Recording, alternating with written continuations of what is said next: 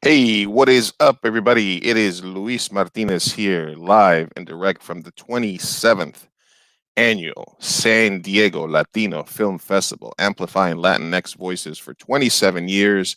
This year's festival being virtualized for your convenience and your safety.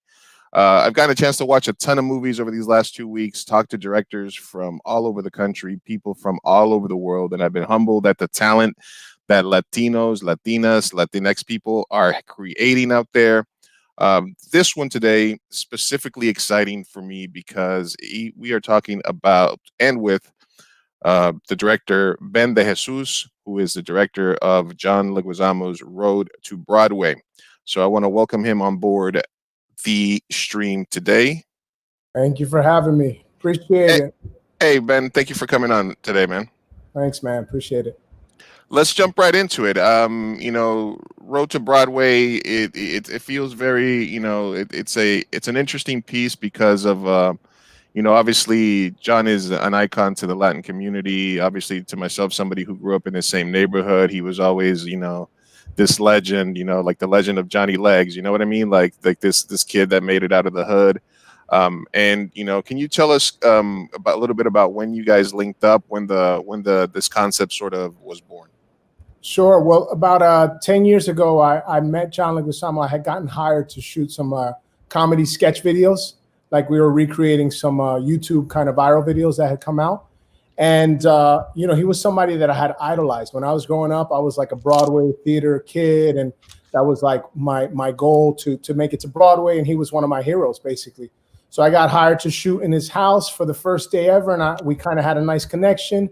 So I found out he was doing his new one-man show on Broadway for the first time in 10 years. So I said, can I come shoot some B-roll? He said, no problem. So I showed up the next time, and I basically never stopped showing up. I came back with the treatment, and then we started doing our first of 2 documentaries. So it was just pretty organic. Like it just kind of happened right off top, huh? Yeah, we connected. We had a good time working together. We put together like some really fun videos, and he had a good time shooting them, and it was just like, all right, let's collaborate. Let's do some more work together. And that's been 10 years, and we've done like a ton of projects so far. Were you a fan of like his earlier work? Like the John Leguizamo show was on for just a little bit of time, but it was kind of groundbreaking in terms of sketch comedy, like his early stuff. Yeah, no, I loved his one-man shows. I remember getting HBO and watching Freak on late night HBO and just being like, man, this dude is a beast. So I even ended up going to see his show when I was about 16 years old, waiting backstage to try and meet him. So yeah, this is somebody that I idolized at the time. Yeah, I still have the playbill from Freak, and I was telling you a little bit that, like he was just somebody that growing up as a Colombian in Jackson Heights and Queens, you couldn't, you didn't see a lot of representation on TV in the late 80s, early 90s, other than like Latino, or the Latin TV. But there's this guy that's kind of putting it out there. When you guys made the decision to start this, how much pre-production work do you go into, like how big of a footprint you're going to have on affecting his life? Because obviously for documentary films, I've always felt that there's a fine line between covering somebody and using somebody as a subject until the point that you might start affecting how they behave. How much work do you put in before you even start shooting to make sure that doesn't happen? Well, I mean, in the beginning, it's all about connecting with the person and having like a rapport and a chemistry that you want to be able to hang and be around each other for good times and for traveling and for all kinds of challenges that come up in production. So with John, I've always had that kind of vibe with him. So a lot of it is just we're hanging. I just happen to have a camera. And then sometimes when I see that there's a vibe and we're having like a good conversation, I'll just start shooting it in the middle of the conversation. and then we kind of know where we're going with it. And then once we get a little nugget of goodness, I'll put the camera down, and I know, wow, I got a nice moment there. And for a moment, I just say, let me give him a break. Let me give myself a break and just wait for the next kind of magic to come. Do you ever have like an inkling to say, hey, can we recreate that something real quick, or do you try to stay in the moment and just basically just say, you know? Rarely. Like if I missed it, it's my fault, or it wasn't meant to be. I move on. I don't try to. Yeah. Not for documentary, it's different. If you're doing reality, it's a little bit of a different language. But for a documentary, you got to go with the flow and take it as it comes. And if you want to, like, if there's a moment that happens, like in the film The Road to Broadway, when we were on the road in the comedy club, it was just me and John. So we're hanging out and having a good time, and he's kind of working out his work just like in front of a friendly crowd. But I could see little moments happening. So I would just pick up my camera and grab it and steal a moment here and there. But it's if I don't catch it the first time, I'm not faking it. So you never say like, hey John, my battery was charging. Can you tell that joke again or anything like that? It's got to be organic, right? It's got to be in the moment. I would say yes. One of the things that struck me about your film is the very your interview sessions are very well composited, like very well created, like John in his classroom, from his elementary school, and it has this really wide sort of beautiful background. And then also when you have the guys in like the theater with the background behind it, I really thought the composition of those shots was really, really well done. Number one, as a director, but how much pre-planning for something like this do you do that, or is that kind of just like in the moment, like, okay, we're going to shoot here. All right, let me figure out what my shot is here. Yeah, well, you try to pre-plan as much as possible so that when you're in the moment, you could react and adapt and find something that it's even better than when you planned. But if you don't plan, it's kind of like you're freestyling too much. So like with the shot that you liked, by the way, I'm glad you liked it. Shout out to my cinematographer, John Belinsky, who I've been working with for a long time. So we were going for like something that was really well constructed. So yeah, we came in a little bit before and we spent a couple hours for those kind of master interviews. Yeah, we take our time, but other things happen quick. Like some of the best footage I get is just like in the back of a cab or something like that, just on the go. Right. So for those you do have like a larger sort of a team, right? Like a crew just coming in, setting everything up, lighting, testing it out before John even shows up, right? Well, John might show up during it, and while we're setting that up, I went outside with him into your old neighborhood, Jackson Heights. Yeah, shout out Jackson Heights. Yeah, shout out to Jackson Heights. I shot there a lot of times. I love it. So like we took all the posters that were used on the Broadway show, like all the kind of the memorabilia from the Broadway show of Latin history, and we used that to decorate the background of the school, kind of the interview shot. So while we were setting that up, I was walking and hanging and shooting stuff with John. So we just kept it moving. Excellent. I watch a lot of documentaries. Obviously, I'm a director, I'm a film fan. The one that's sort of the one doc that yours reminded me a little bit of is, I don't know if you've seen it, but Searching for Richard with Pacino, which is when he was doing Richard III a while that they were, yeah, in New York City. He was doing it like a off Broadway or a Broadway production. Yeah, and they went up to like the cloisters, and they had all the actors, and they were sort of searching for the character. That is kind of like I didn't find a lot of similarities with other docs, which I enjoyed, but that was kind of the search for his character and what he needed to sort of get to really make the show work. I think that was one of the parts where I thought it was like the most interesting conversation. Was he how cognizant are you of him changing that as a person or discovering himself as the beginning? Like, how different is a subject when you start something like this to when you're like, okay, that's it, that's all we need?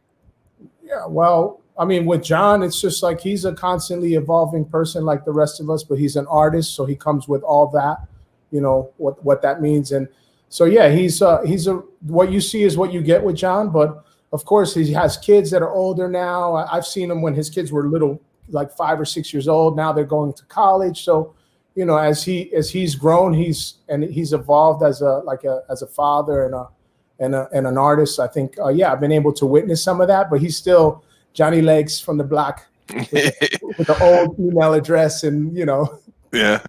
Um, let's get a little bit into your sort of history as a filmmaker. I mean, because you've done everything. You've done reality TV, documentaries, TV shows, music videos. Um, did you always have that passion for telling stories? Were you picking up a camera and goofing around when you were a little kid, or did you start off on one path and then find yourself as somebody who's a creative? I think as a little kid, I was really into theater. So I was into like all the choirs and doing the solos in the church and youth group and the plays. That was my thing. So I was heavily into entertainment from a young age. And then when I got a little bit older, when I was in college at Rutgers studying theater, I got an internship at MTV, and I saw like another option. And I just was like, I embraced it. I was doing theater at the time, but I just felt like I wanted to go behind the scenes for like another chapter and see where it took me. How do you decide what project to take on next? I mean, when you have so many options from, like I said, from stage to screen, how do you decide what to pick and choose to do next? I mean, well, I'm trying to make things happen constantly. So it's not like I have so many things coming at me that I'm like, just turning everything down. It's more like I'm trying to do projects that I'm really passionate about and kind of get them up off the ground and attach some celebrity or artist or a writer. So that's, and telling stories, like the whole documentary format. Even though I do TV and other stuff, I love the documentary format because I think you can make a different kind of impact, a bigger impact with a good film. So I love that too. Do you ever get conflicted between the styles and techniques that you need for each of the different disciplines? I mean, like you said, you can't ask John or one of your subjects to say like, hey, let's recreate that, because that's more something you would do unscripted or reality or something like that. But do those worlds ever like get mixed up where you start thinking docu when you're on this or something like that? No, I mean, sometimes you could bring a little something to one or the other, like using a technique. Like one of my first sitcoms that I directed was a show at Disney called Bunked. And they wanted to do like a recreation of it's a kid's show, but they wanted to do a recreation of a reality show, like Chopped. So I was able to bring like my reality confessional style experience, the interviews, and bring it into the sitcom. So it was cool, like mixing the disciplines. And, I love doing music content in television, like music videos I love, but to do that in a TV show is something that I'm excited about. So yeah, I think it's good to mix them all up and see what comes out. Because is one of the things I haven't gotten into is music videos. I've always kind of wanted to do one, but it's dealing with artists that would be like independent artists that would be on the that I would be working with. It seems like a lot of times artists know what they want, but they don't understand the limitations of what they want. When you are entering and you're working with an established artist, what is that give and take like when you're sort of is it basically it's like saying X artist wants this, and this, can you make it happen for them? No. Or do they give you like a choice of songs and say which one moves you, which one makes you kind of happy?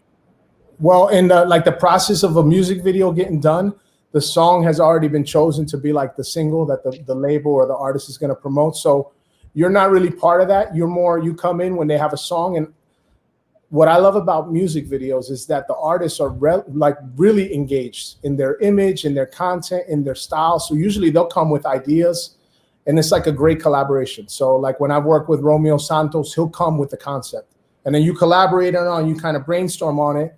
I've worked with like another guy who does that, who's like a filmmaker himself, is Machine Gun Kelly. I shot a concert for him in Cleveland, and I worked with him, and I was like blown away by how much of a filmmaker he is. So I don't know. I think the music videos, the artists are usually great to collaborate with. Like they're a wealth of creativity. So you took Machine Gun Kelly's side on the Eminem beef, I would assume. Yeah, I like them both. And I mean, you're in Miami right now, right? Is that kind of like? And what can I ask you? Like, what is your heritage in terms of?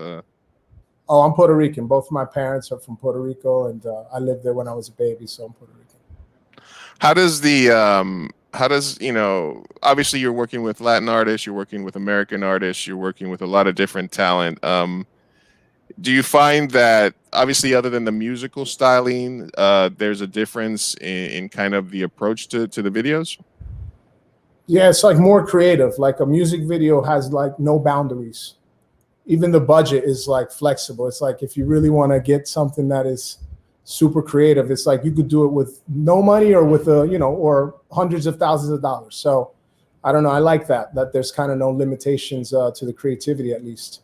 All right, let's catch up on a couple of comments. We had William DeJesus saying that they are watching. Thanks for watching, William. That's my father. What's up? Pops is watching. Excellent. All right, let's see who else we got. We got Georgette. So proud of you, Ben. Thank you, Georgette, for watching. And thank you. And then she said, awesome job. All right. Thank you. What has the response been like? I mean, I know this is something that you started in 2018, 2017. When did this start? This one started around 2016, I would say. A little bit before that, yeah. And then how much time do you spend with him between the time you guys have that initial meeting and then he actually hits Broadway, at Studio 54? That was like a couple years, so it wasn't like overnight. He didn't even know he was going to make it to Broadway when we started shooting. So it was just me kind of kicking it with John with my camera in the beginning. And then when the comedy club started kind of increasing and the tour got bigger, I started going to some of those dates with him. And then we started doing La Jolla right in San Diego, as a matter of fact. That was one of the first big theaters. And he just got closer and closer to Broadway. And then he got to the Public Theater in New York. And at that point, we had a chance to go to Broadway, and I became one of the producers on the show. And that was another kind of a chapter that I'm super excited about. Wow. So you were actually, towards the end of it, had more of a direct interest in the outcome of that, right? Like you had a vested interest in the show becoming a success. Sure. But also for my boy John, I wanted to see the triumph of witness it. It's fun. So 2 years. I mean, I was pissed that that the La Jolla stuff was like a hot ticket for a second, but it wasn't like he was here for like a very long time. And during this process, you say the majority of time is just you and just your camera, right? Just you and John and the camera for the most time. There's no like, oh, we're gonna follow you with a full crew here and there. Like it's all just you and him mostly, right? Yeah, but I sometimes as we get closer to Broadway and it's like the environment gets bigger, I start bringing on, like I bring my boy Edgar Andrade, my longtime DP and editor, and John loves him, and we all hang out. Like, so we've traveled together, so it's fun. As it gets closer to Broadway, it becomes like a little bit a bigger production. When you guys are starting off and you're doing like the smaller comedy clubs, was there ever like a show where that was just bombed so bad, or that just went so bad that John was just like, can we just pretend that didn't happen? Do you guys ever have that look at each other? Nah, he never. He goes down like a kamikaze. John is brave, because what John does when he's developing a new one-man show is he goes out with his laptop, and people are coming to see him in a comedy club. He's out there with a laptop, and he just says, "Hey guys, thanks. You're part of my process. I'm going to read some of this stuff and kind of work on material. I want to see what you guys think of it." And so he's going in for critical assessment. So he likes criticism. He likes constructive criticism.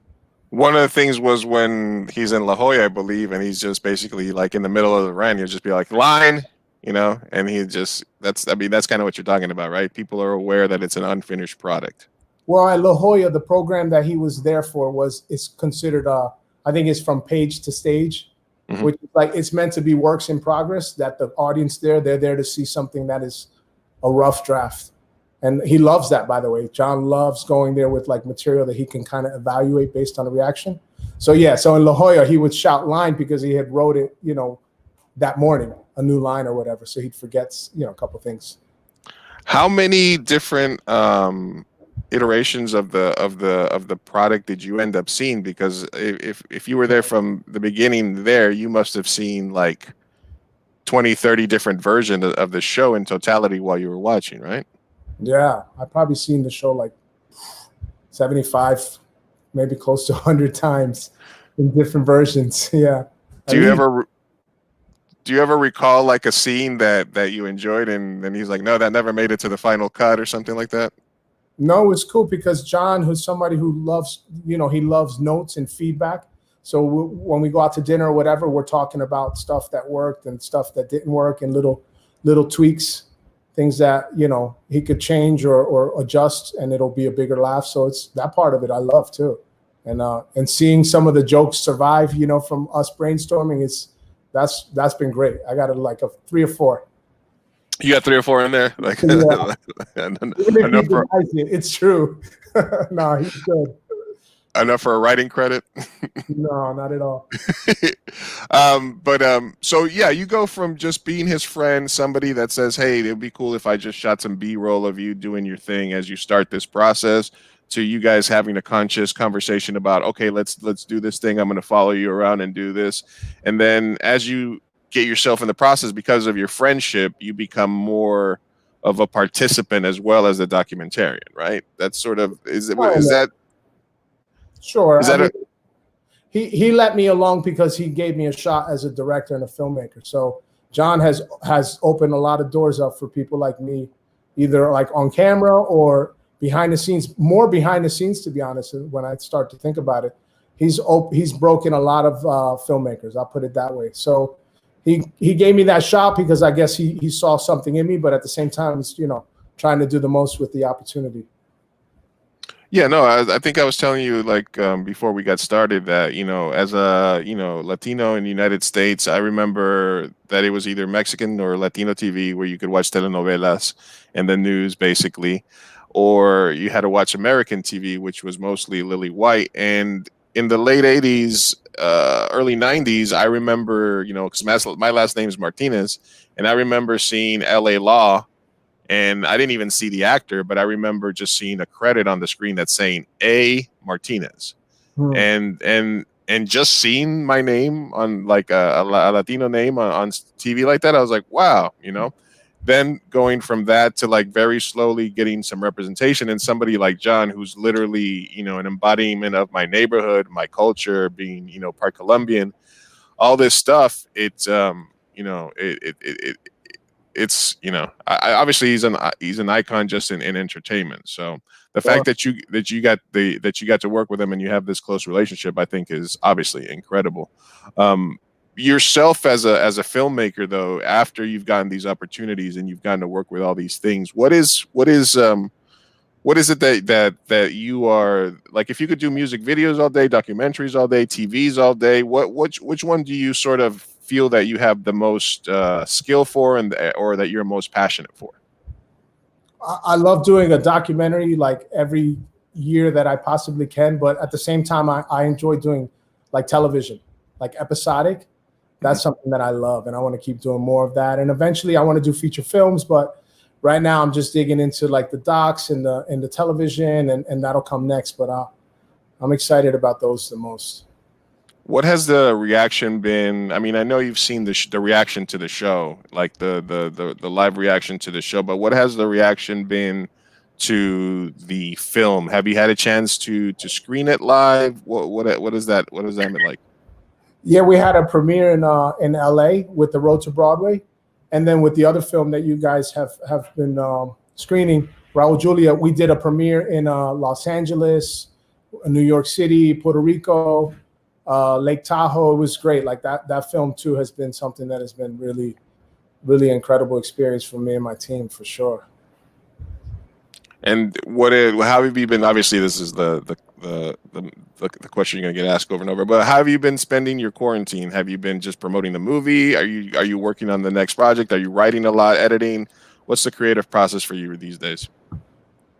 No, I've been working a lot. I've been writing and working with my team at NGL Studios. We're also part of the company that John is a partner in called NGL Collective, and we own Hispanicize. So we're putting that together, the virtual summit, which is October 15th. You can register for free at hispanicize.com.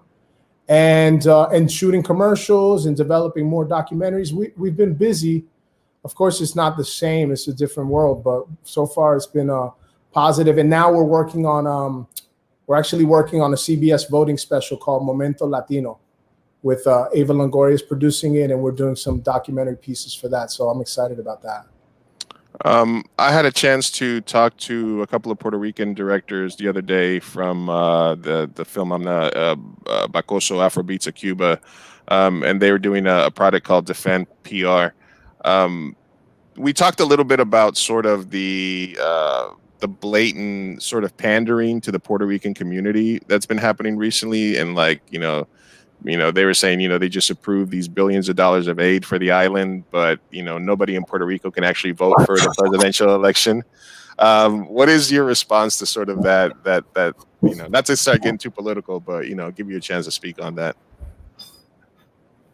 About the Puerto Rico thing, I think, I think it's a hard situation. There's been a lot of bad things that have happened over the last few years, so it needs to be corrected. We're definitely not getting the right treatment that Americans on an American island deserve. So it's time for change for sure. No, it just sort of read like it's a move that's made to pander, but it's not. It's affecting one person, but it's actually trying to get somebody else's attention, which is kind of like a weird. I know you probably don't want to get too deep into that. No, it's not even that. I feel passionate about it. I'm like, for people, yes. Okay, cool. Just checking in on it.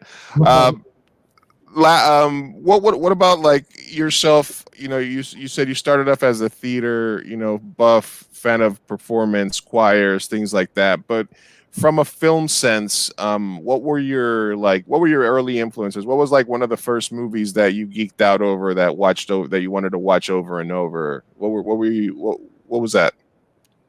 Some of the movies I love, like Ferris Bueller's Day Off. I love that. I love like The Goonies or Stand By Me. I loved all those kind of like adventure movies.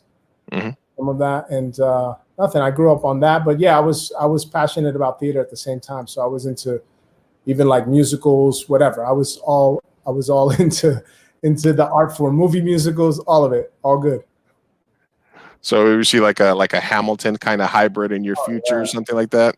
So, I don't know about that, but I see myself working in theater still, like producing theater and doing stuff in theater for sure. Absolutely. So you're like a jack of all trades. You might be getting one of these EGOT, Emmy, Oscar, all of those, right? Yeah, we'll see. Rita Moreno, she's got it. Well, maybe not maybe not a Grammy. Although I don't know. Do you play an instrument? Maybe.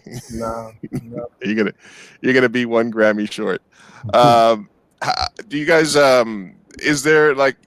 Do you think that if John a few years from now has another idea, another story in mind, do you think that he would come? Do you think that you guys have a relationship that he would kind of come to you first and be like, "Hey, I'm starting this process again.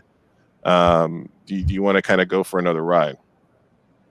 Yeah, I think so. But I think we're excited about doing some other stuff too, like something in the television side and movie side. So we'll see. Like, and also being involved with his theater is something that I'll be doing too, like from from the behind the scenes kind of point of view. So yeah, I'm open to collaborate, and we're working on stuff even now. So all good. Excellent. And how about tell me a little bit more about Hispanicize, because I think I've registered for that at some point. But what is the goal? What kind of things are going to be available for people? Sure. Well, Hispanicize it used to be like it is the largest conference of Hispanic Latino influencers and content creators. And we do an annual conference. And it used to be you had to fly to Miami or to LA and pay money for the tickets. But now we're opening it up to everybody. So it's free registration, and you can learn about entrepreneurship, about voting and civic engagement and Hollywood during the time of COVID, and all kinds of exciting and helpful information. And we got great panelists. We just confirmed Jessica Alba, Sholo from the Cobra Kai show, a ton of activists and really well-known people. So everybody is invited. Please register.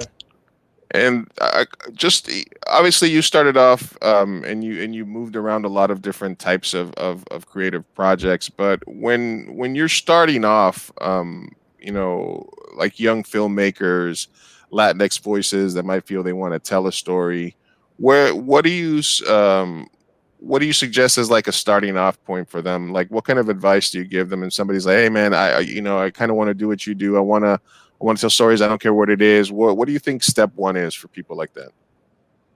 To start shooting. If you want to be a filmmaker, start shooting. And the phones that they have and we have now are better than the cameras we used to rent for thousands of dollars like 15 years ago. So Yeah. don't wait for anybody to give you the green light. It's already within you. Just do it. And also, I'm part of an organization called NALIP, which NALIP.org, National Association of Latino Producers. That's like an organization of people like me and you just making it and trying to make it in Hollywood and just representing. So it opens up a lot of doors for people who want to get into the industry. All right, I'm going to hit you one more personal question here, Ben, because obviously I'm a filmmaker. I've done 2 features. I was featured in San Diego Latino Film Festival. I have like 12, 15 shorts under my belt. So I feel like I've done enough in terms of to prove that I can create and finish a project, especially in a small budget. From that position, which I'm assuming at some point you might have been at, to actually getting to next step to being able to get representation and being able to get into a room to be able to pitch projects, what do you think that in between step is for people? Is it just to keep grinding out shorts and content, or is it this is more of a personal question, Bobby, but I have you here, so Sure. I'd be remiss not to ask you. No problem. Of course. No, I think that the festival circuit is a good way to kind of get your calling card. That's a way that you could kind of like skip levels. So if you get into like a good festival with a great short, it could open up a lot of doors for you. But like for my projects, most of them I've started without anybody putting any money up first. So I think the idea of investing in yourself is like the main step you have to keep doing, because if you're not investing in yourself and bringing things from nothing to something, it's like it's going to be hard to find people to help you. So I think you're doing the right thing, man. Just get one to like get your best short together and get into like a really great festival or 2 or 3 or 5, and I think things will happen. That's one way. It's fine. I like I said, I'm a filmmaker. I love having these conversations. One of the things that I'm doing to stay creative during this time is because I don't realistically see myself on a film set, is trying to create more YouTube content, have conversations, sort of put myself out as a personality and as somebody that can talk to people, just to sort of at least meet more people. And this is the reason that I'm part of the festival, is just to be able to connect with more people like yourself. So cool, man. Well, we're connected now. So well, I appreciate you taking the time to talk today, man. Like, obviously, we talked a little bit about the process. I thought the documentary moved very well. It was about the show without only being about the show, which I think it's weird, because it's such an important show that you almost have a tendency to think that, oh, the movie is going to be just kind of a mirror of it. But you really delve deep, and there's a lot of construction of his transformation from beginning to end. So it was really very, very interesting to watch somebody that I thought I knew a lot about. And I've only been able to meet John once here a few months back when he was doing a fundraiser for his Phenom X or Phantom X project, his comic book thing. And I got to tell him that, but I didn't understand what his transformation had been. So the fact that you were able to follow him around, put that footage together, when you sat down to edit, how many hours of footage did you have of over those years, or were you editing on the go as you were with him? We were just we kind of waited until we raised enough money. So, but we cut like a sizzle reel in the beginning. I would say like over 150 hours, maybe 100 plus, maybe 100 plus hours. 100 plus hours. Yeah. Do you and just because obviously I always have this question, how involved are you in the editing process, or do you have to have trust in somebody that will be able to get rid of the stuff that you don't need to see?